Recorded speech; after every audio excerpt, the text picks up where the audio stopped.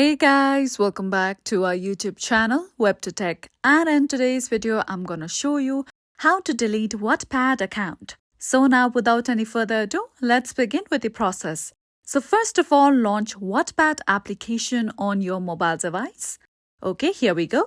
Now once you are here, make sure that you are logged on to your account.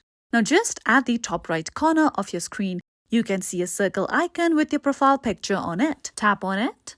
Now once you come here, simply tap on the gear icon at the top right corner again. Now over here, simply select the option of Account Settings. Now over here at the bottom, tap on the option of Close Account in red color. Okay, let's tap on it. With that, you will be led to this page. Now over here, you have to simply select a reason for your account deletion. You can select any of these options given here, and the options that you choose here won't be much of an importance. You can also write your feedback on the box given below. So as you can see that, I wrote a small feedback.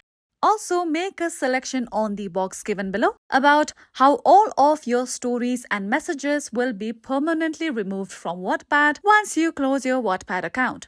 Now after this, simply tap on Close My Account. Now over here, you have to enter your password in order to move forward. So after you have entered your password, all you have to do is simply tap on the option of Close My Account. Here we go. And now within a matter of seconds, you can see that your Wattpad account has been deleted. So follow these easy steps and you will be able to delete your Wattpad account permanently. And that's all for today. If you found this video helpful and informative, don't forget to subscribe to our YouTube channel.